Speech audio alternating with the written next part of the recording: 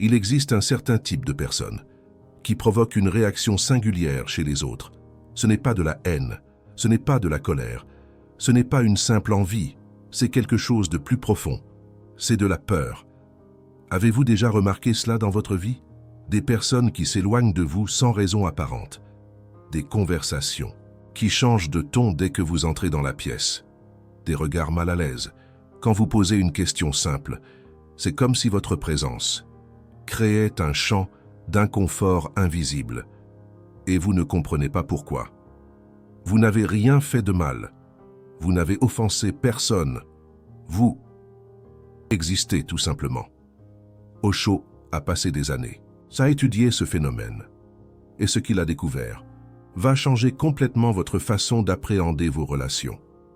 La plupart des gens vivent en portant des masques de compétence, des masques de bonheur, des masques de réussite, des masques de spiritualité. Et ces masques fonctionnent très bien dans la plupart des situations. Ils fonctionnent au travail, ils fonctionnent dans les fêtes, ils fonctionnent sur les réseaux sociaux, ils fonctionnent en famille. Mais il existe un type de personne avec qui ces masques ne fonctionnent tout simplement pas. Et cette personne n'a pas besoin de faire quoi que ce soit de spécial. Elle regarde, simplement. Et en regardant, elle voit. Elle voit à travers les masques, elle voit à travers les mensonges, elle voit à travers les performances. Elle voit la vraie personne, cachée derrière toutes ces couches de fausseté. Et c'est absolument terrifiant pour ceux qui vivent de masques. Osho disait que les gens ont très peur de ceux qui se connaissent eux-mêmes. Ces personnes ont un certain pouvoir, une certaine aura, un certain magnétisme et une certaine clarté qui rend les masques des autres ridicules, pas parce que la personne qui voit est en train de juger, mais parce que, en présence de quelqu'un qui voit clairement, les mensonges que nous nous racontons à nous-mêmes deviennent évidents. Et il est insupportable d'être près de quelqu'un qui nous fait voir ce que nous sommes en train de cacher. Et c'est pour cela que tant de personnes se sentent mal à l'aise près de maîtres spirituels.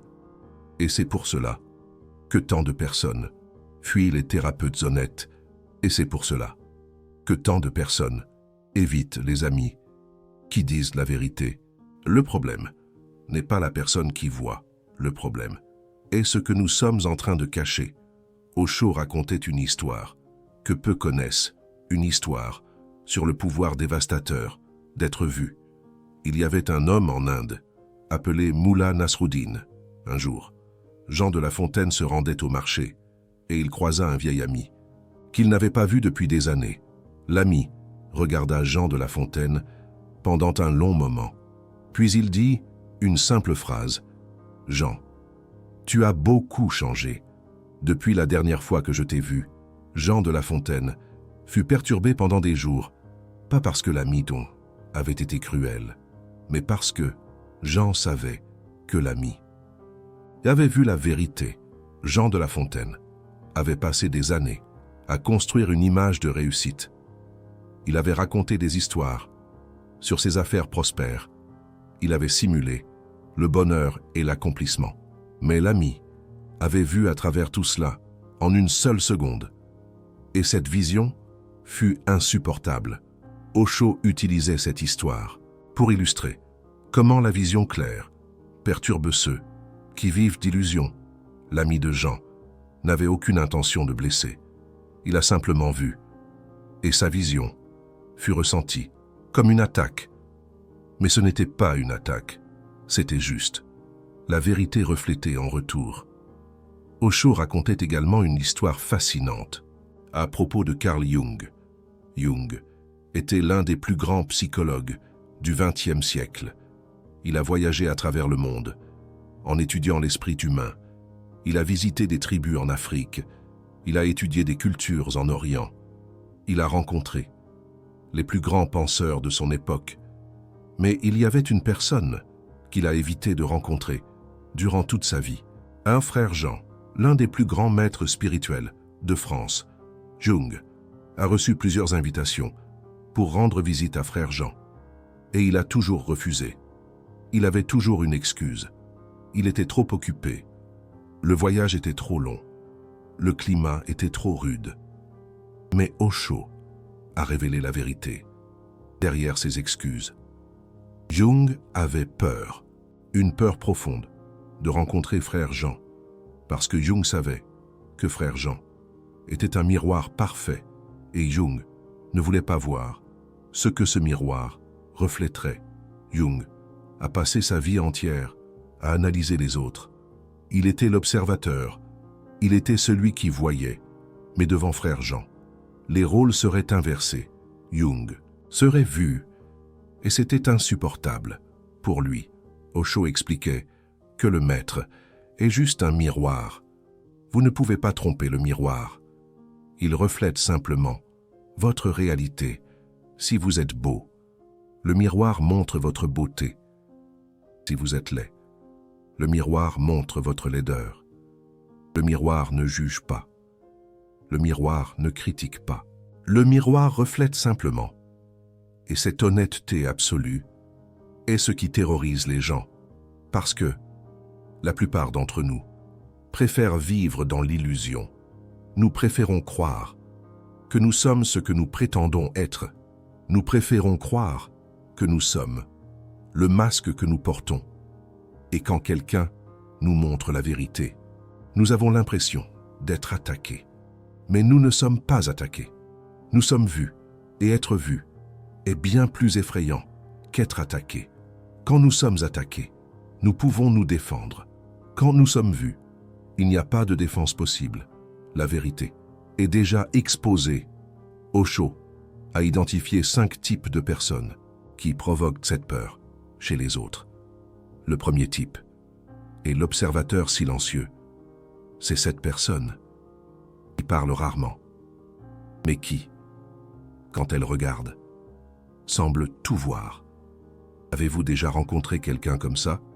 Quelqu'un qui reste silencieux pendant les conversations, en observant simplement? Et vous sentez que cette personne, c'est exactement ce que vous êtes en train de penser. Ce type de personne incommode profondément ceux qui vivent de mots, parce que les mots peuvent être utilisés pour cacher, les mots peuvent créer des écrans de fumée, les mots peuvent distraire, mais le silence révèle. L'observateur silencieux n'a pas besoin de dire quoi que ce soit pour exposer les mensonges des autres. Sa simple présence est suffisante. Osho disait que le silence est le langage le plus puissant qui existe, parce que le silence ne peut pas être interprété de façon erronée. Quand vous parlez, les gens peuvent déformer vos paroles. Quand vous êtes en silence, votre présence parle d'elle-même, et cette présence est impossible à ignorer. Le deuxième type est le questionneur innocent. C'est cette personne qui pose des questions simples que personne d'autre n'ose poser. Pourquoi faites-vous cela? Pourquoi croyez-vous cela? Pourquoi vivez-vous ainsi? Des questions qui paraissent ingénues, mais qui percent directement les fondations de la fausseté. Les enfants posent ce type de questions tout le temps. Et c'est pour cela que les adultes se sentent fréquemment mal à l'aise près des enfants, parce que les enfants n'ont pas encore appris à faire semblant de ne pas voir. Les enfants demandent pourquoi le roi est nu, quand tous les adultes feignent de voir des vêtements magnifiques. Le questionneur innocent conserve cette capacité dans sa vie adulte, et cela est profondément perturbateur pour ceux qui ont construit leur vie sur des mensonges. Osho faisait remarquer que les questions les plus dangereuses sont les plus simples. Ce ne sont pas les questions complexes sur la philosophie ou la théologie, ce sont les questions basiques sur la vie quotidienne. Pourquoi est-ce que tu travailles dans ce boulot que tu détestes? Pourquoi continues-tu cette relation qui te fait souffrir? Pourquoi dis-tu que tout va bien, quand clairement ce n'est pas le cas? Ces questions simples détruisent des années d'auto-illusion en quelques secondes. Le troisième type, c'est l'empathique profond. C'est cette personne qui sent ce que vous ressentez. Même quand vous essayez de le cacher, Vous pouvez sourire et dire que tout va bien. Mais l'empathique sait que vous souffrez. Vous pouvez feindre la confiance et la réussite. Mais l'empathique sent votre insécurité. Vous pouvez porter le masque le plus parfait du monde, mais l'empathique voit la personne trembler derrière. C'est extrêmement inconfortable pour ceux qui vivent d'apparence. Parce que l'empathique n'a pas besoin de preuves. Il sait, simplement. Et quand quelqu'un sait ce que vous cachez, vous vous sentez complètement vulnérable. Osho expliquait que l'empathie profonde est une forme de vision. Ce n'est pas la vision avec les yeux physiques. C'est la vision avec quelque chose de beaucoup plus profond. C'est la capacité de percevoir l'énergie émotionnelle que chaque personne émane. Et cette énergie ne peut pas être falsifiée. Vous pouvez contrôler vos mots. Vous pouvez contrôler vos expressions faciales. Vous pouvez contrôler votre ton de voix. Mais vous ne pouvez pas contrôler votre énergie. Et l'empathique lit cette énergie, comme s'il s'agissait d'un livre ouvert. Osho racontait qu'une fois, un disciple est venu le voir et lui a dit « Maître, les gens s'éloignent toujours de moi. Je ne fais rien de mal. Mais ils semblent mal à l'aise.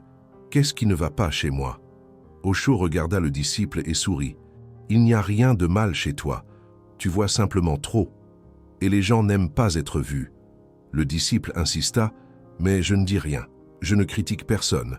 Je ne juge pas. » Osho répondit « Exactement. Et c'est ça qui les perturbe. Si tu les critiquais, ils pourraient se défendre. Si tu les jugeais, ils pourraient contre-attaquer. Mais tu vois, simplement, et il n'y a pas de défense contre la vision. » Le disciple demanda ce qu'il devait faire. Osho dit « Rien. Continue de voir. Continue d'être qui tu es. Ceux qui ne supportent pas ta vision s'en iront. Ceux qui sont prêts à être vus viendront à toi. Et ce sont les seuls qui importent vraiment. Le quatrième type, c'est le transformé. C'est cette personne qui a traversé une transformation profonde et qui vit maintenant de manière authentique.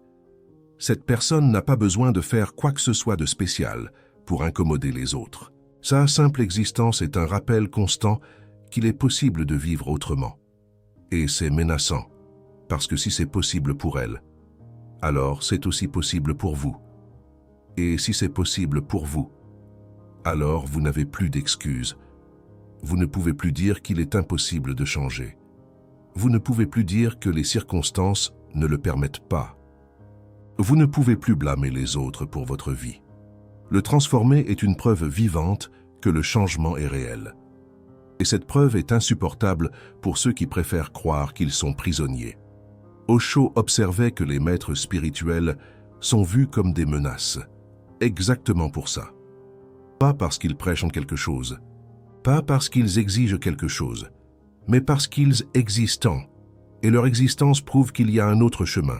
Bouddha a été persécuté, non pas pour ses paroles, mais pour sa présence. Jésus a été crucifié, non pas pour ses enseignements, mais pour sa lumière. Socrate a été empoisonné, non pas pour ses questions, mais pour sa clarté. La présence d'un être éveillé est le plus grand danger pour ceux qui veulent continuer à dormir. Le cinquième type, c'est ce qu'Osho appelait l'innocent éveillé. C'est la personne qui voit clairement, mais qui n'a aucune intention de changer qui que ce soit. Elle est simplement qui elle est. Elle n'essaie pas d'exposer vos mensonges, elle n'essaie pas de vous faire changer. Elle n'essaie pas de prouver quoi que ce soit. Elle existe simplement dans sa vérité. Et cette absence totale d'agenda, c'est ce qui fait le plus peur. Parce que quand quelqu'un vous critique, vous pouvez vous défendre. Quand quelqu'un vous juge, vous pouvez contre-attaquer. Quand quelqu'un vous met la pression, vous pouvez résister. Mais quand quelqu'un existe simplement en paix, il n'y a rien contre quoi lutter. Et toute la guerre que vous avez créée avec vous-même devient visible. Osho disait que l'innocent éveillé est comme une lumière dans une pièce sombre. La lumière n'attaque pas l'obscurité. La lumière brille, simplement. Et en brillant, l'obscurité disparaît naturellement. Il n'y a pas de conflit. Il n'y a pas de lutte. Il n'y a pas d'effort. Seule la présence de la lumière suffit à révéler ce qui était caché. Et quand vous voyez ce qui était caché, vous ne pouvez plus feindre que vous ne voyez pas. Si vous vous êtes reconnu dans l'un de ces types, alors vous avez probablement déjà expérimenté ce qu'Osho appelait la solitude du voyant. C'est une solitude étrange. Vous êtes entouré de gens, mais vous vous sentez comme si vous étiez seul, parce que les gens s'approchent de vous avec leurs masques, et vous voyez les masques, et ils sentent que vous voyez, et alors ils s'éloignent, pas parce que vous avez fait quelque chose de mal, mais parce que votre présence est inconfortable pour ceux qui veulent continuer à feindre. Osho disait que cette solitude est un prix à payer pour l'éveil, et un prix qui semble trop élevé au début. Vous perdez des amis qui n'étaient pas de vrais amis. Vous perdez des relations qui n'étaient que des jeux de masques. Vous perdez la sensation d'appartenance qui vient de feindre d'être comme les autres. Et au milieu de cette perte, vous vous sentez complètement seul. Mais Osho enseignait que cette solitude est différente de l'isolement. L'isolement est douloureux parce que vous voulez être avec les autres, mais vous n'y arrivez pas. La solitude du voyant est différente. C'est un espace sacré. Un espace où vous pouvez finalement être qui vous êtes, sans avoir besoin de vous cacher. Un espace où la vérité peut respirer. Ce n'est pas une malédiction, c'est une bénédiction déguisée. Parce que cette solitude vous libère des relations fausses. Elle vous libère des amitiés basées sur des mensonges. Elle vous libère des relations construites sur des masques. Et elle vous ouvre à un type différent de connexion. Une connexion entre des êtres réels. Une connexion entre des âmes nues. Une connexion où personne n'a besoin de feindre. Osho expliquait qu'il existe deux types de relations dans le monde. Des relations entre masques et des relations entre êtres. La plupart des relations humaines sont des relations entre masques. Votre masque de professionnel accompli rencontre le masque de personne intéressante. Votre masque de partenaire amoureux rencontre le masque de personne attentionnée. Votre masque d'ami amusant rencontre le masque de personne sociable et ces masques dansent ensemble, conversent ensemble, vont même jusqu'à faire l'amour ensemble. Mais les êtres véritables qui se cachent derrière ces masques ne se touchent jamais. Ils ne se connaissent jamais. Ils ne se connectent jamais. Et c'est pour cela que tant de gens se sentent seuls, même au sein de relations, parce que la connexion authentique n'a jamais eu lieu. Seulement une danse de masques, une mascarade. Celui qui voit trop clair ne peut plus participer à cette danse, pas par arrogance, pas par supériorité, mais parce que la danse n'a plus de sens quand on voit les masques. Il est impossible de faire semblant, de croire que le masque est la personne, quand on voit clairement que ce n'est pas le cas. Alors on reste à l'écart, on observe, on attend quelqu'un qui voit aussi. On attend quelqu'un qui a aussi retiré son masque. On attend une connexion véritable. Osho promettait que cette attente n'est pas vaine, parce qu'il existe d'autres personnes comme vous, d'autres qui voient, d'autres qui ont retiré leur masque, d'autres qui préfèrent la solitude de la vérité à la compagnie du mensonge. Et quand deux êtres authentiques se rencontrent, la connexion est instantanée. Il n'est pas nécessaire de feindre. Il n'est pas nécessaire d'impressionner. Il n'est pas nécessaire de prouver quoi que ce soit. C'est simplement la rencontre de deux vérités. Et cette rencontre est plus précieuse que 1000 relations factices. Maintenant, je vais partager quelque chose qu'Osho abordait rarement en public. La méthode pour transformer la peur des autres en votre force. Quand vous remarquez que quelqu'un est mal à l'aise en votre présence, la réaction naturelle est de se replier sur soi-même. Vous avez l'impression d'avoir fait quelque chose de mal. Vous vous demandez ce qui cloche chez vous. Vous essayez d'être plus agréable, plus acceptable, plus normal. Mais c'est une erreur. Osho enseignait le chemin inverse. Quand quelqu'un se sent mal à l'aise en votre présence, ce n'est pas un signe que vous devez changer, c'est un signe. Que vous êtes authentique, c'est un signe. Que vous êtes vrai, c'est un signe. Que votre lumière brille, et la lumière incommode uniquement ceux qui préfèrent l'obscurité.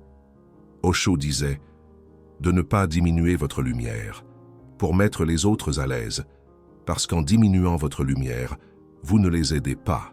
Vous leur permettez seulement de continuer dans l'obscurité plus longtemps. Et si vous vous souciez vraiment de les aider, la meilleure chose que vous puissiez faire est de briller de toute votre force, parce que votre lumière peut les incommoder maintenant, mais elle peut aussi les inspirer à allumer leur propre lumière. Osho donnait une pratique simple, pour ceux qui voient trop clair. Quand vous remarquez que quelqu'un est mal à l'aise avec vous, faites ce qui suit. Premièrement, ne vous défendez pas. N'essayez pas d'expliquer que vous ne jugez pas. N'essayez pas de prouver que vous êtes une bonne personne.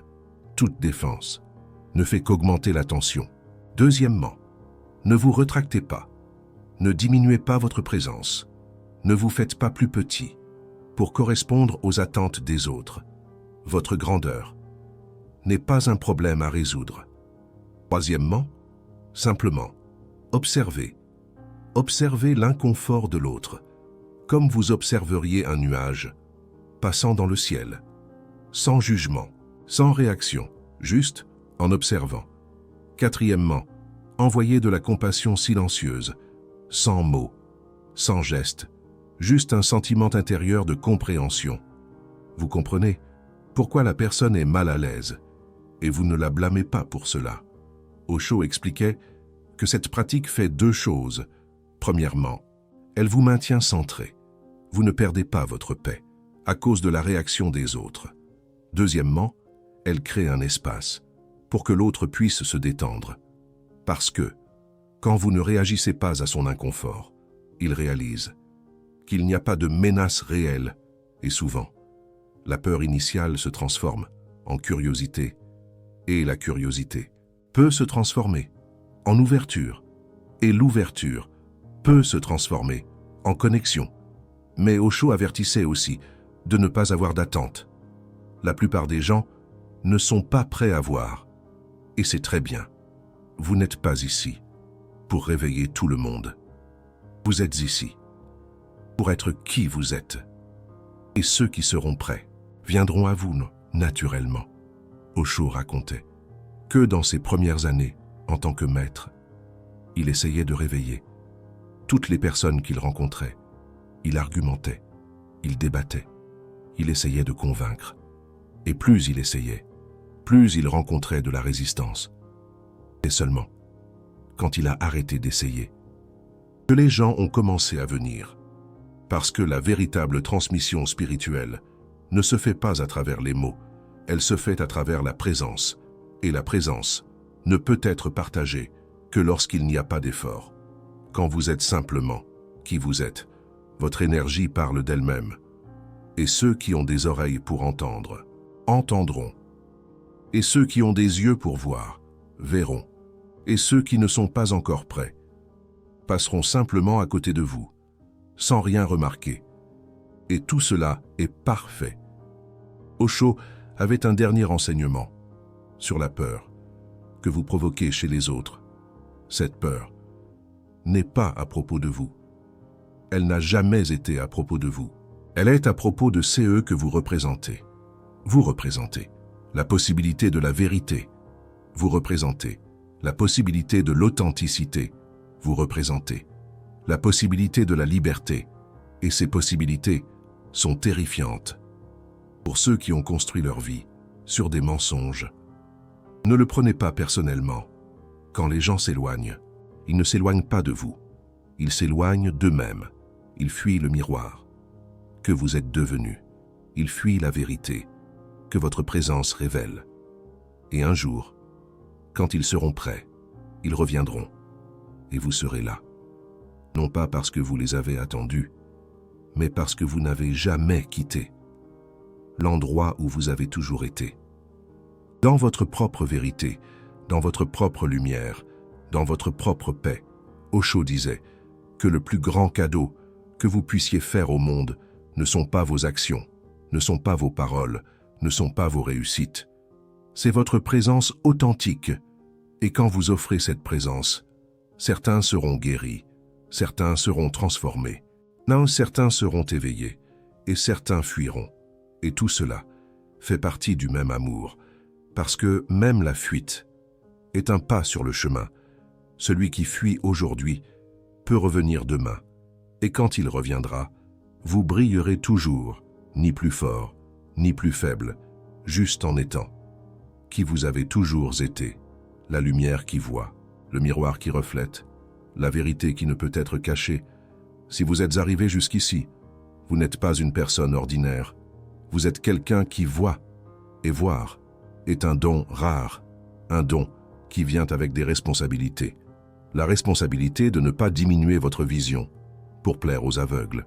La responsabilité de ne pas éteindre votre lumière pour réconforter ceux qui préfèrent l'obscurité. La responsabilité d'être fidèle à qui vous êtes, même quand cela coûte des amitiés, des relations et l'appartenance. Osho promettait que cette fidélité serait récompensée, pas avec la richesse, pas avec la célébrité, pas avec l'acceptation, mais avec quelque chose de bien plus précieux, la paix intérieure, une clarté inébranlable et la rare expérience de vivre une vie complètement authentique, une vie où vous n'avez pas besoin de feindre, une vie où vous n'avez pas besoin de vous cacher, une vie où vous pouvez être exactement qui vous êtes. Et ça, disait Osho, c'est le véritable sens de l'illumination. Ce n'est pas une expérience mystique sur une montagne lointaine. Non, c'est simplement être qui vous êtes, complètement, sans réserve, sans masque, sans peur. Et quand vous atteignez cet état, la peur que vous provoquez chez les autres se transforme. Elle ne disparaît pas complètement. Il y aura toujours ceux qui fuient. Mais maintenant, vous comprenez? Maintenant, vous ne vous culpabilisez plus. Maintenant, vous savez que votre travail n'est pas d'être accepté par tous. Votre travail, c'est d'être vrai. Et la vérité trouve toujours son chemin, jusqu'à ceux qui en ont besoin. Voilà l'enseignement qu'Osho offrait à tous ceux qui voient trop. Vous n'êtes pas seul, vous n'avez pas tort. Vous n'avez pas besoin de changer. Vous avez juste besoin de continuer à être la lumière que vous êtes. Et de faire confiance que cette lumière fait exactement ce qu'elle doit faire, même quand personne ne semble voir, même quand tout le monde fuit, même quand la solitude semble insupportable. Votre lumière travaille. Et un jour, quand vous vous y attendrez le moins, quelqu'un va s'approcher. Quelqu'un qui voit aussi. Quelqu'un qui brille aussi. Quelqu'un qui vous attendait autant que vous l'attendiez. Et à ce moment-là, toutes les fuites, tous les rejets, toute la solitude prendront sens. Parce qu'il n'était que le chemin qui vous a mené jusqu'à cette rencontre. La rencontre entre deux vérités. La rencontre entre deux lumières. La rencontre qui fait que tout vaut la peine. Osho terminait cet enseignement avec des mots simples. Continuez à briller. Le monde a besoin de votre lumière, même quand il la fuit. Surtout quand il la fuit. Parce que la fuite n'est que le premier pas en direction du retour. Et quand le monde reviendra, vous serez là, brillant, comme vous l'avez toujours été, comme vous le serez toujours, jusqu'à ce que tous puissent voir. Si cet enseignement vous a touché, laissez un commentaire en partageant votre expérience. Avez-vous déjà remarqué des personnes s'éloignant de vous sans raison apparente? Avez-vous déjà ressenti cette solitude du voyant qu'Osho décrivait? Votre histoire peut aider d'autres personnes qui traversent le même chemin. Et n'oubliez pas de vous abonner à la chaîne pour recevoir d'autres enseignements comme celui-ci. À la prochaine vidéo.